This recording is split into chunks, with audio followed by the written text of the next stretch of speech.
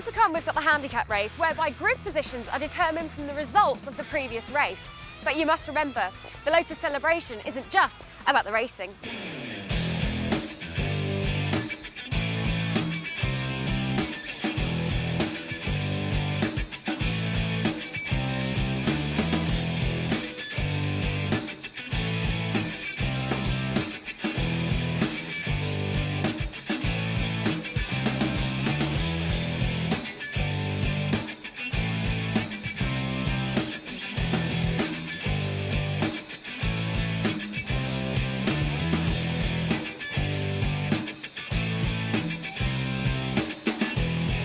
So it's obviously a very exciting day here at Brands with the Lotus celebration. How has your involvement come about? I'm thrilled to have so many Lotus cars here racing today.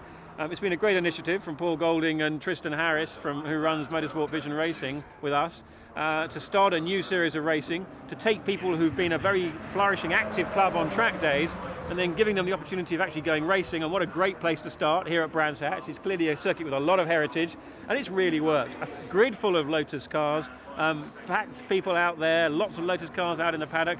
It's been terrific. How's it all going? Having just been out, it's going great, to be quite honest. We've got the full grid we wanted, we've got a reserve. We lost a few cars yesterday, but everything's still running great. We've got lots of people coming in. At the moment, it's great from a driver's point of view. I just want to be out there and be on the grid. The second race then for the Lotus on track, Elise Trophy, is about to get underway, and this has a bit of a difference. It's a handicap race. The idea here being that the cars will start at different intervals, but they'll all cross the line roughly at the same time, which all builds up to a great finish. Now that in itself sounds fairly easy.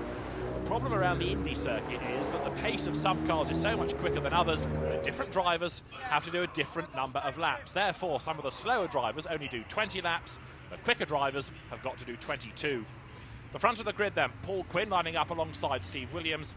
21 laps have to be done by Quinn, 22 by Williams. They will go on scratch, and then 20 seconds later, a further group of cars headed by Paul Golding and Martin Roberts will leave the line. In that, you've got Gavin Kirby, who won Class A in the first race, and Sarah Croder, one of the drivers, on 20 laps. 30 seconds later, the third group will go. Mark Fennell at the head of that gaggle of cars, but he has got to do 22 laps, and so too has David Harvey behind him. Remember, they were really quick in the first race.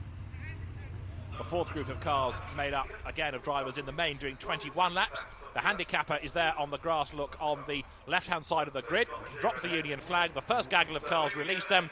Paul Quinn slithers off the line. Steve Williams, though, in number 18, makes a better start on the outside of that front row of the grid. Steve Williams having to do 22 laps, remember, to the 20 of other drivers, 21 of other drivers again. So it really is a race to keep the timekeepers on their toes, this, as Steve Williams now has got to push on and try and build up a big gap over the rest of them. The 22nd gaggle of cars released, except one doesn't go very far. One on the grass, that's Gavin Kirby, who almost takes the handicapper with him, and then a spin. Hans Baumart it is, who charges into the barrier, and that, I fear, is the end of his race already. The cars then dive into paddock, turning their way through on a now rather slippery lap. It must be said that the conditions have rather turned against the drivers here at Brands. The light is fading, the track is getting slippery. The next gaggle of cars released on the 30-second mark. 15 seconds later, the final group of cars is going to be released from the line. So, everybody now in racing conditions, that yellow flag being waved to warn them of Hans Baumart's car still parked up against the barrier. So, on track, it's number 18, Steve Williams, who leads.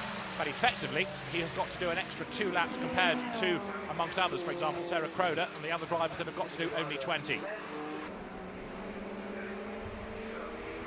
27 there, powering his way across the line. Jez Breaker, who was spectacular in the scratch race earlier on. Hans Baumart's car now moved out of harm's way. There, number 42, turning his way through paddock is Mark Gooday. He's one of the drivers who only has to do 21 laps, so he could be another dark horse here for a race win. If you're wondering how the handicapper works out who has to do what number of laps and from what interval they're started, they have a normal qualifying session, and then he goes away and does his sums based on their times in that qualifying session and handicaps the cars accordingly. Now, what you can do is sandbag in qualifying and therefore go much quicker in the race and try to catch out the handicapper. We'll see whether anybody has been able to do that. On board here with David Harvey, turning his way out of Graham Hill Bend. There's a big spin ahead of him. Martin Roberts goes off and charges into the Armco. That's done a bit of damage on the front right corner, but he should be able to rejoin, I think, from that. Over the start and finish line goes Jez Breaker. Behind him, Gavin Kirby, remember the Class A winner of the earlier race here today.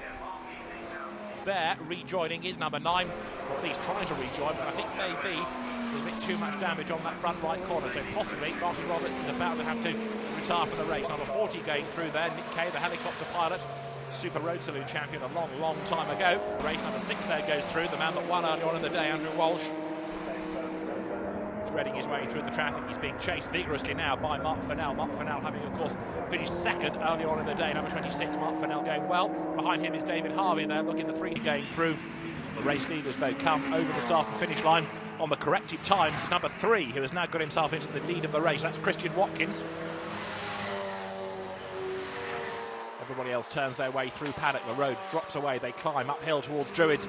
But Watkins, having gone, looking at his lap times in this race so far, a good bit quicker than in qualifying, and I think he's rather fooled the handicapper here. Number 6 goes through. That's Andrew Walsh once again, turning his way out of paddock up towards Druids. Great battles rage on all the way around the Indy circuit here.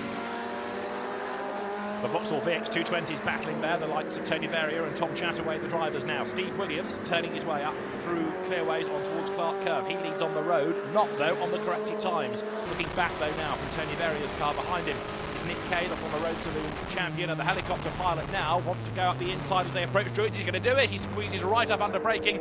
Nick Kay goes through then. The Lotus moves ahead of the Vauxhall. Tony Verrier now dropping back into the clutches of Tom Chataway as they drop downhill once again here. Nick Kay making good progress now. He's one of the drivers having to do 21 laps. He's powering his way along Cooper Straight, and he's going to be able to get a good result out of this race. Christian Watkins continuing to lead then on the corrected times once the handicap is brought into play. But those quicker drivers, the likes of Steve Williams and Andrew Walsh, are starting now to work their way up through the order. They might even have a chance of catching him before the end. Over the start and finish line come Chataway and Verrier still running together. Tony Verrier just keeping Chataway at bay. The 2 Vauxhall VX 220s running nose to tail there. Through paddock they go now, dropping downhill up towards Druids. They will climb in a moment. You're on board here with David Harvey. Now he's another 22-lap driver with the 340R. He's making good progress as well. He's got himself into the top 15, and there are still plenty more cars for him to squirm away past now as he comes over the start and finish line. The race leader, Christian Watkins, though, is about to emerge, I think, from Clark Curve. You can see how dark and gloomy it's getting for the drivers up at Druids, but in a moment, number 3, Christian Watkins, will come through to start the last lap of the race. There he is. But it looks as though he's fooled the handicapper good and proper. He's gone much, much quicker in the race than he did in qualifying, and it looks as though he's on target now to win the first handicap race within the Lotus on Track Elise Trophy. One car there putting a wheel onto the grass. As look at this, 5, 6, 7 of them come pouring over the line together. This is one of the beauties of handicap racing like this. As the race wears on, so the cars get closer together on the track, and that's just seen Mark Fennell go ahead of Steve Williams. That's a change then now for 3rd place. In 2nd is Paul Quinn. Now Paul's another experienced driver, having experience of the ARP and Toyota Formula 3 championships of years past. But there, the checkered flag falls for Christian Watkins then to win the first handicap race in the Lotus on Track Elise Trophy. 2nd is going to be Paul Quinn, and then for 3rd is going to be Mark Fennell, just I reckon ahead of Steve Williams. 4th and 5th Williams, and then Andrew Walsh. Tony Verrier is set for 6th in the Vauxhall. Still they come pouring over the line, and even as they cross the line there's a change or two in the order. Such is the way that handicap races are worked out. But suffice to say that Christian Watkins has really sold the handicapper a dummy. He's gone much quicker in the race than in qualifying, and he wins from Paul Quinn. Mark Fennell finishing 3rd ahead of Steve Williams, and Andrew Walsh is 5th. Tony Verrier's Vauxhall 6th ahead of Andrew Kell. Tom Chataway is 8th, Chris Pearson 9th, and Russell Treasure is in 10th. Christian, a fabulous race, very confusing to watch, but how was it to drive? Fantastic. I started off in the first group, so I had quite a clear track in front of me. But to be honest, until they waved the checkered flag, I had no idea where I was because of the handicap rules. It's quite confusing, but it gives you a nice twist on the actual race. I think so. I think it's good that, you know, you don't necessarily have to have the fastest car. It's the most consistent lap times that, well, basically, well, you can win. Anyone can win, and I think that's the great thing about the series. It's, you know, the first round of it this year, and, well, I couldn't be happier. Well, that's the very first race day ever for the Lotus on Track Elise Trophy, and what a day it's been.